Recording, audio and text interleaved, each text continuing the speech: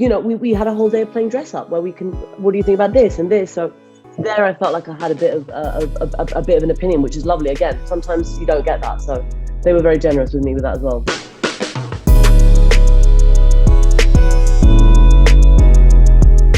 Hi, Natalia. Hi. Hi, nice to meet you. Thank you so much for your time. Yes, Thanks. a pleasure to talk to you, and very excited about this movie, the John Wick. Yes, right. How is it for you, like, to be part of this franchise, like, in all these fight scenes? I mean, I love the John Wick movies from years ago. I love the first one. My friend Alfie Allen was in it, who I've worked with before. And I remember texting and being like, I can't believe you got to be part of that film. It's so awesome. You're awesome in it.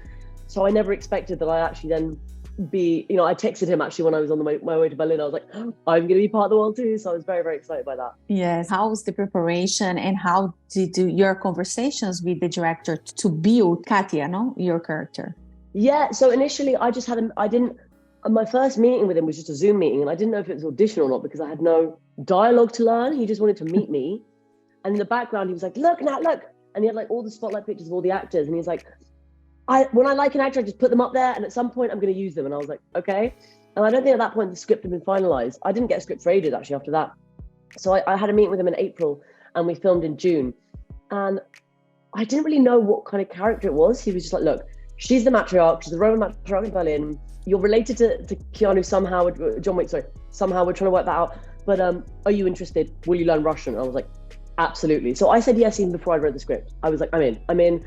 And he was so lovely, like on that meeting, that I was like, I definitely want to work with this man, definitely. So yeah, that was my first introduction to getting into that world. And then I got the script, and I learned the Russian I had to learn with this lovely teacher that Lionsgate generously provided, that was on call whenever I needed him, and I learned the accent as well. So yeah, that's how it kind of progressed. Oh, that's amazing. And you work with Keanu, and how was that dynamic on set? How was that for you? Yeah, he was lovely. He's very sweet, very approachable.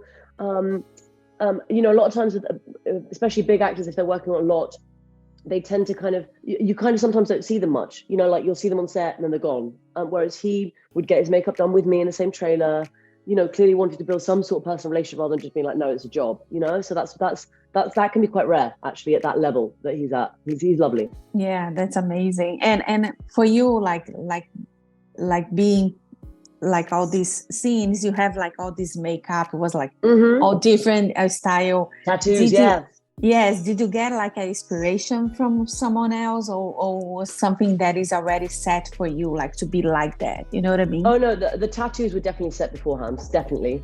But I loved the amount of them, and I loved wearing them. So even when I was on set, if they hadn't rubbed off, I was like, leave them on. I wanted to keep them for like 2 weeks. And I'd walk around Berlin with all these tattoos, and it gave me a feeling. And also they cut my hair and they dyed it black, and all of that definitely helped. But yeah, there were discussions like with the costume. I had a bit of say, like Chad spent a whole day giving me a day with the costume designer Marko, who's Spanish. So me and him were like, hablando en español. And he was lovely. And, we had a whole day of playing dress up where what do you think about this and this? So there I felt like I had a bit of an opinion, which is lovely. Again, sometimes you don't get that. So they were very generous with me with that as well. Yeah, that's good. So do you have any tattoos, or are you gonna do it? No, I've got four. I've got one on each arm and one on each ankle. And I think, that's the thing. Once you get one, you understand why people love them. And I think the next one I'll get, I've got every single one for a really good reason. So I think when there'll be a moment in my life, I'm sure, when I need to mark something again. Okay, that's amazing. That's awesome. And when you're looking for a character, sometimes the characters come to you, and sometimes you look for a specific character. What do you look for? I mean, I would say this is how I feel as an actor. I don't think we have as much freedom and choice at all. Like I think as an actor, the moment you choose, obviously you can talk to your agent. You're like, look, I'd love to do a bit more comedy, or you can ask to be, maybe for them to direct you more into getting those auditions.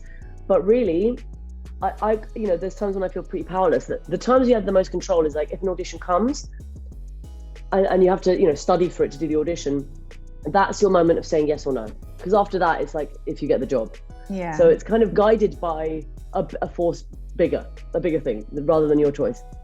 Yeah. Do you have like a favorite genre? I know that you being like in amazing franchise like Harry Potter, and then you also did Game of Thrones. But do you have like a favorite genre that you? No, I say I do struggle a bit with horror. That's the only one I'm sometimes don't like. But that's not because I don't like horror. It's because I genuinely get so fucking scared that when I watch it, like I can't watch horror alone. I have to watch it with someone, otherwise I'm not sleeping that night. So that's the thing. So I do like getting a bit scared, but like with your partner or your best friend, that's quite fun. But I don't watch it as much as I should because of that. But other than that, no. I mean, look, I love action films and I love war films. So, you know, when I get on a plane, like, you know, I just came from LA yesterday and I'm like, let's watch Training Day, you know, or, you know, if there's a new war epic that's 3 hours long, I'm in, I'll watch that. Yeah. Now come back to Katia, your character. What did you learn about yourself playing her? Okay. I learned.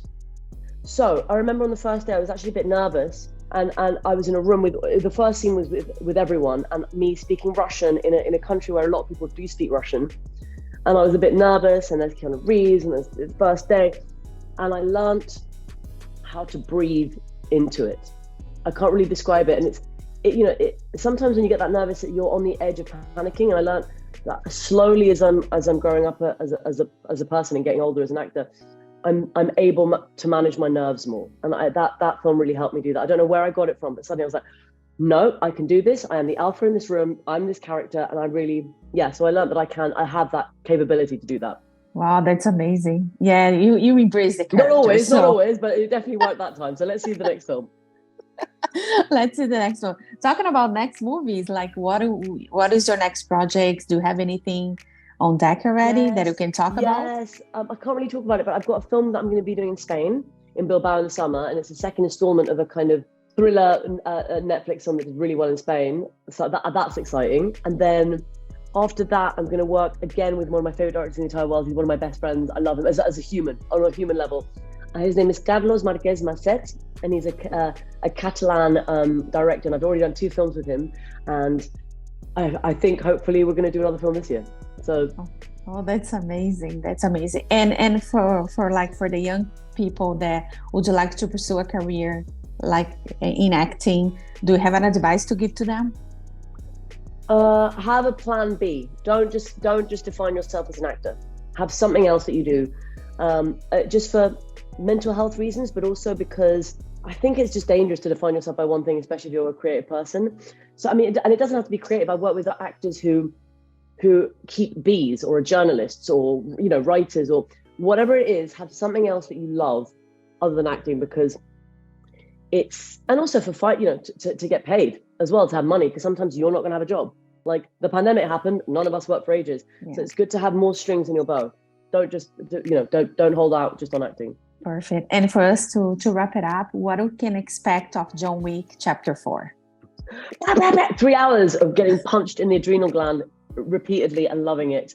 And oh my God, I think, look, the first time you watch it, you have to watch it in the cinema, but I recommend everyone watch it twice, because the first time it's so big, especially in the cinema, that actually I actually took in so much of how the level of how good it was the second time I watched it, because I knew the story now, so I could actually concentrate on really admiring the stunt work.